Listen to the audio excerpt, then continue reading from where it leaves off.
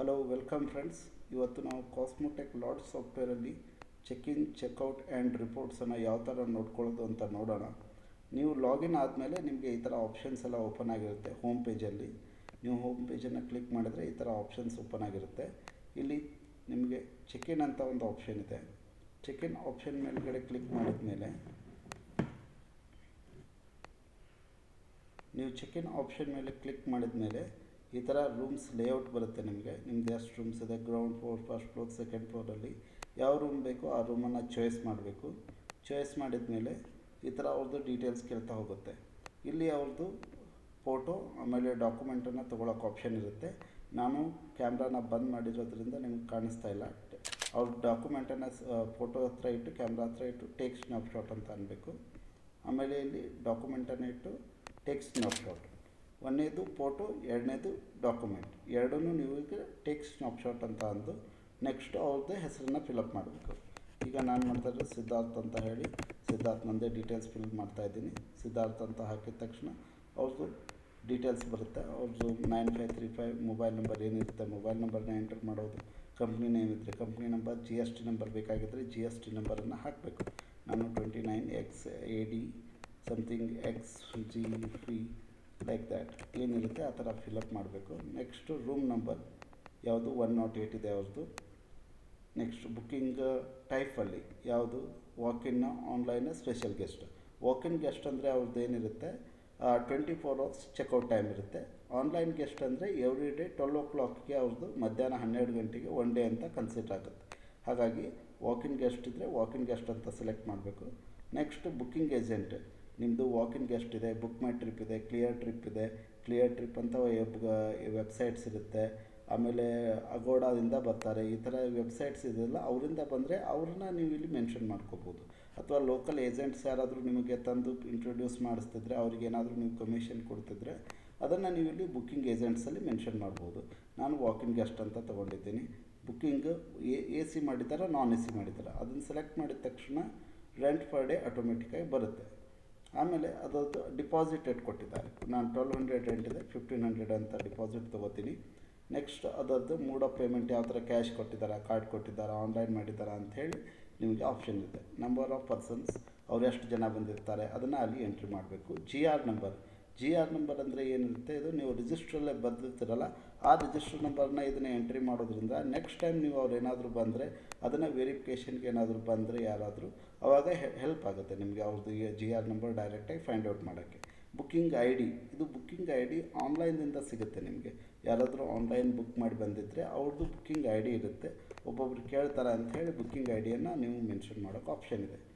Next ಅವರು document ಕೊಟ್ಟಿರ್ತಾರಲ್ಲ ಅದನ್ನು ಡಾಕ್ಯುಮೆಂಟಲ್ಲಿ ಟೈಪಲ್ಲಿ ಎಂಟ್ರಿ ಮಾಡಬೇಕು. ಆಧಾರ್ ಕಾರ್ಡ್ ತೊಗೊಂಡಿದ್ರೆ ಆಧಾರ್ ಕಾರ್ಡ್, ಪ್ಯಾನ್ ಕಾರ್ಡ್ ತೊಗೊಂಡಿದ್ರೆ ಪ್ಯಾನ್ ಕಾರ್ಡ್, ಅವ್ರದ್ದೇನು ಡೀಟೇಲ್ಸ್ ತೊಗೊಂಡಿರ್ತಾರಲ್ಲ ಅದರ ನಂಬರನ್ನು ಹಾಕಬೇಕು. ನೆಕ್ಸ್ಟ್ ಚೆಕ್-ಇನ್ ಟೈಮ್ ಅಂತೂ ಆಟೋಮೆಟೆಡ್, ನೀವು ಒಂದೊಂದು ಸಲ ಲೇಟಾಗಿ ಬಂದಿರ್ತಾರೆ, ಇಂಟರ್ನೆಟ್ ಸಮಸ್ಯೆ ಇರುತ್ತಂತ ಚೆಕ್-ಇನ್ ಟೈಮನ್ನು ನೀವು 2 ಡಿಜಿಟ್ ಟೈಮ್ ಮಿನಿಟ್ಸ್, 2 ನಿಮಿಷ ಹಾರ್ಸ್, ಈ ಥರ 2 ಇರಬೇಕು. 03 ಅಂತಲೇ ಇರಬೇಕು, 3 ಅಂತ ಇಡಬಾರ್ದು. 03:27ಗೆ ಬಂದಿದ್ದಾರೆ ಅವರು.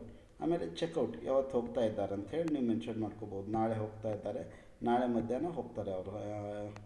ನಾನು 2 ಗಂಟೆಗೆ ಹೋಗ್ತಾರೆ ಅಂತ ತಿಳ್ಕೊತೀನಿ. 14, ಆಮೇಲೆ ಇಲ್ಲಿ 01 14:01 ಅಂತ ಹಾಕಿ ಆಲ್ ಡೀಟೇಲ್ಸ್ ಆರ್ ಕರೆಕ್ಟ್ ಅಂತ ಕ್ಲಿಕ್ ಮಾಡಿ ನೆಕ್ಸ್ಟ್ ಅಂತ ಕ್ಲಿಕ್ ಮಾಡಿದ ತಕ್ಷಣ ಇದು booking success saved, your check in details successfully saved ಅಂತ ಬರುತ್ತೆ. ಕ್ಲಿಕ್ ಫಾರ್ ಅಡ್ವಾನ್ಸ್ ರಿಸಿಪ್ಟ್ ಅಂತ ಇದೆ. ಇಲ್ಲಿ ಕ್ಲಿಕ್ ಮಾಡಬೇಕು. ನಿಮಗೆ ಇದು ಅಡ್ವಾನ್ಸ್ ರಿಸಿಪ್ಟ್ ಬರುತ್ತೆ. ಇದನ್ನು ನೀವು ಇಲ್ಲಿ ಪ್ರಿಂಟ್ ಕೊಡ್ಬೋದು. ಇಲ್ಲಿ ಪ್ರಿಂಟು ಒಂದು ಕಾಪಿ ಕಸ್ಟಮರ್ಗೆ, ಒಂದು ಕಾಪಿ ನಿಮಗೆ. ಇದನ್ನು ಪ್ರಿಂಟ್ ಕೊಟ್ಟ ಮೇಲೆ ಇಲ್ಲಿ ಮೇಲ್ಗಡೆ ಇರುತ್ತಲ್ಲ ಇಲ್ಲಿ ಪ್ರಿಂಟ್ ಕೊಡಬೇಕಾಗುತ್ತೆ. ನೆಕ್ಸ್ಟ್ ಇವರೇ ನಾಳೆ ಬಂದು ಚೆಕ್ಔಟ್ ಮಾಡಿ ಅಂತ ಕೇಳಿದರೆ ಚೆಕ್-ಇನ್ ಆಗಿದೆ ಈಗ ಅವ್ರದ್ದು. ಅದನ್ನು ನೀವು ಎಲ್ಲಿ ನೋಡ್ಬೋದು ಅಂದರೆ ಚೆಕ್ಔಟ್ ಲಿಸ್ಟಲ್ಲಿ ನೋಡ್ಬೋದು. ಈಗ ಅವ್ರದ್ದು ಇಲ್ಲಿ ಎಲ್ಲ ಡೀಟೇಲ್ಸ್ ಬಂದಿದೆ. ನಾನು ಈಗ ಚೆಕ್ಔಟ್ ಮಾಡಿ ನಾನು ಹೋಗ್ತೀನಿ ಅಂದರೆ ಚೆಕ್ಔಟ್ ನೋ ಅಂತ ಆಪ್ಷನ್ ಇದೆ. ಅವ್ರದಾಗೆ ಎಲ್ಲ ಡೀಟೇಲ್ಸ್ ಬರುತ್ತೆ. 1200 ರೆಂಟ್ ಇತ್ತು, ಅವ್ರಿಗೆ ಟ್ಯಾಕ್ಸೇಬಲ್ 5% ಬಿತ್ತು, 30 rupees 30%, 1260 ಆಗಿದೆ ಟೋಟಲ್. 1260ಯಲ್ಲಿ ಅಡ್ವಾನ್ಸ್ 1500 ಕೊಟ್ಟಿದ್ದಾರೆ. ರಿಫಂಡ್ 240 ಮಾಡಿ ಅಂತ ಹೇಳಿದೆ. ಇಲ್ಲಿ ಚೆಕ್ಔಟಲ್ಲಿ ನಿಮಗೆ ಅವರು ರಿಫಂಡ್ ನೀವು ಯಾವ ಥರ ಮಾಡಿದ್ದೀರಾ, ಕ್ಯಾಶ್ ಕೊಡ್ತೀರಾ, ಅವ್ರಿಗೆ ಫೋನ್ಪೇ ಮಾಡಿದರೆ ಫೋನ್ಪೇನ ನೀವು ತೊಗೋಬೋದು. ಓಕೆ. ಆಮೇಲೆ ಇದರಿಂದ ಏನಿದೆ ಫಾರ್ಮ್ಯಾಟಲ್ಲಿ ನಮ್ಮದು 3-4 ಫಾರ್ಮ್ಯಾಟ್ಸ್ ಇದೆ ರಿಸಿಪ್ಟದು. ನಾವು ಸ್ಟ್ಯಾಂಡರ್ಡಾಗಿ ಎಲ್ಲರಿಗೂ ರೆಕಮೆಂಡ್ ಮಾಡೋದು ಪ್ರಿಂಟ್ ಆ್ಯಂಡ್ ಸೇವ್ ಫಾರ್ಮ್ಯಾಟ್ 1ಅಲ್ಲಿ. ನಾನು ನಿಮ್ಗೆ ಅದನ್ನು ತೋರಿಸ್ತಾ ಇದ್ದೀನಿ. ಕ್ಲಿಕ್ ಮಾಡಿದ ತಕ್ಷಣ ಈ ಥರ ರಿಸಿಪ್ಟ್ ಓಪನ್ ಆಗುತ್ತೆ. ಇದು ಟ್ಯಾಕ್ಸ್ ಇನ್ವಾಯ್ಸ್ ನಿಮ್ಮದು ಟೋಟಲ್. ಇದರಲ್ಲಿ ಎಲ್ಲ ನಿಮ್ದು ಏನು ಬೇಕು ಅವ್ರದ್ದೆಲ್ಲ ಡೀಟೇಲ್ಸ್, ಯಾವತ್ತು ಚೆಕ್ ಇನ್ ಆದರೂ, ಯಾವತ್ತು ಚೆಕ್ಔಟ್ ಆದರೂ, ಆಮೇಲೆ ರಿಜಿಸ್ಟ್ರೇಷನ್ ನಂಬರ್ ಏನು, ರೂಮ್ ನಂಬರ್ ಎಷ್ಟು, ಬುಕ್ಕಿಂಗ್ ಐ ಡಿ ಎಷ್ಟು, ನಂಬರ್ ಆಫ್ ಡೇಸ್ ಎಷ್ಟಿದ್ರು, ಪರ್ಸನ್ಸ್ ಎಷ್ಟಿದ್ರು, ಅವ್ರ ಕಂಪ್ನಿ ಹೆಸರೇನು, ಕಂಪ್ನಿ GST ನಂಬರು ಎಲ್ಲನೂ ಇದರಲ್ಲಿ ಮೆನ್ಷನ್ ಆಗಿರುತ್ತೆ. ಓಕೆ, ಕೆಳಗಡೆ ನಿಮ್ಮ ಬ್ಯಾಂಕ್ ಡೀಟೇಲ್ಸ್ ಬೇಕಂದರೆ ಬ್ಯಾಂಕ್ ಡೀಟೇಲ್ಸು ಇಲ್ಲಿ ಮೆನ್ಷನ್ ಮಾಡ್ಬೋದು. ಓಕೆ, ಆಮೇಲೆ ಅವ್ರದ್ದು ಡೀಟೇಲ್ಸ್ ನೋಡಿ. ಈಗ ಸಪೋಸ್ 1200 ಆಗಿತ್ತು, GST 2.5, SGST 2.5%, total 1260, advance 1500, refund amount 240, mode of payment ಕ್ಯಾಶಲ್ಲಾಗಿದೆ ಅಂತಲೂ ನಾವು ಇಲ್ಲಿ ಎಲ್ಲ ನೀಟಾಗಿ ಮೆನ್ಷನ್ ಆಗಿರುತ್ತೆ. ಇದನ್ನು ಒಂದು ಕಾಫಿಯನ್ನು ಅವ್ರಿಗೆ, ಒಂದು ಕಾಫಿಯನ್ನು ನೀವು ಇಟ್ಕೋಬೇಕು. ಇದಾದಮೇಲೆ ಚೆಕ್ ಇನ್ ಚೆಕ್ಔಟ್ ಆದಮೇಲೆ ಒಂದು ದಿವಸದ ಟೋಟಲ್ ನನಗೆ ರಿಪೋರ್ಟ್ ಬೇಕು. ಒಂದು ದಿವಸದ್ದು ಚೆಕ್ ಇನ್ ಚೆಕ್ಔಟ್ದು ಈ ಮಂತದ ಬಿಸ್ನೆಸ್ ರಿಪೋರ್ಟ್ ಬೇಕು ಅಂದರೆ ಇಲ್ಲಿ ರಿಪೋರ್ಟ್ಸ್ ಅಂತ ಆಪ್ಷನ್ ಇದೆ. ಇಲ್ಲಿ ಕ್ಲಿಕ್ ಮಾಡಿ ನೀವು ಎಲ್ಲಿಂದ ಬೇಕು ನಿಮಗೆ ರಿಪೋರ್ಟ್ಸು. 1ನೇ ತಾರೀಕು ನವಂಬರ್ದಿಂದ ನನಗೆ 31 ನವಂಬರ್ವರೆಗೂ ಬೇಕು ಅಂದರೆ ಇಲ್ಲಿ ನೀವು ಅದು ಡೇಟನ್ನು ಹಾಕಿ ಸಬ್ಮಿಟ್ ಮಾಡಿದರೆ ಟೋಟಲ್ ಟುಗೆದರ್ ಅವ್ರದ್ದು ಎಷ್ಟು ಚೆಕ್ ಇನ್ ಆಗಿತ್ತು, ಚೆಕ್ಔಟ್ ಆಗಿತ್ತು, ಬಿಸ್ನೆಸ್ ಆಗಿದೆಯಲ್ಲ ಅದರ ರಿಪೋರ್ಟ್ಸ್ ಬರುತ್ತೆ. ಅದರಲ್ಲಿ ನಿಮಗೆ bill number, bill date, room number, GR number ಏನಿರುತ್ತೆ, ಪಾರ್ಟಿ ಹೆಸರು, ಅವ್ರ ಕಂಪ್ನಿ ಹೆಸರು, GST ನಂಬರು, ಸ್ಟೇಟ್ ಯಾವುದಿತ್ತು, ಚೆಕ್ ಇನ್ ಯಾವಾಗಾದರೂ, ಚೆಕ್ಔಟ್ ಯಾವಾಗಾದರೂ, ರೆಂಟ್ ಏನು ಕನ್ಸಿಡರ್ ಮಾಡಿತ್ತು, ಎಷ್ಟು ದಿನ ಇದ್ದರು, ಗ್ರಾಸ್ ಅಮೌಂಟ್ ಏನಾಯಿತು, ಆಮೇಲೆ ಟ್ಯಾಕ್ಸಬಲ್ ಅಮೌಂಟ್ ಏನಾಯಿತು, ಅದಕ್ಕೆ CGST, SGST, ಟೋಟಲ್ ಅಮೌಂಟ್ ಎಷ್ಟಾಗಿತ್ತು, ಪೇಮೆಂಟ್ ಯಾವ ಥರ ಆಗಿತ್ತು, ಆಮೇಲೆ ಅಡ್ವಾನ್ಸ್ ಎಷ್ಟು ಕೊಟ್ಟಿದ್ರು ಅವರು, ಆಮೇಲೆ ಯಾರು ಅದನ್ನು ಹ್ಯಾಂಡಲ್ ಮಾಡಿದರು ಅಂತ ಟೋಟಲಾಗಿ ಸಿಗುತ್ತೆ ನಿಮಗೆ ಇಲ್ಲಿ. ಆಮೇಲೆ ಯಾವಾಗ ಅದು ಆಗಿತ್ತು ಅಂತ ಟೈಮಿಂಗು ಸಿಗುತ್ತೆ. ಹೀಗಾಗಿ ಮಿಸ್ ಮಾಡೋ ಚಾನ್ಸಸ್ ಸಿಗೋಲ್ಲ ನಿಮಗೆ. ಒನ್ ಡೇಯಲ್ಲಿ ಯಾವಾಗ ಚೆಕ್ ಇನ್ ಚೆಕ್ಔಟ್ ಆಗಿತ್ತು, ಅದನ್ನ ಬಿಲ್ ಯಾವಾಗ ಜನ್ರೇಟ್ ಆಗಿತ್ತು ಅನ್ನೋದು ನಿಮ್ಗೆ ಆಪ್ಷನ್ ಸಿಗುತ್ತೆ.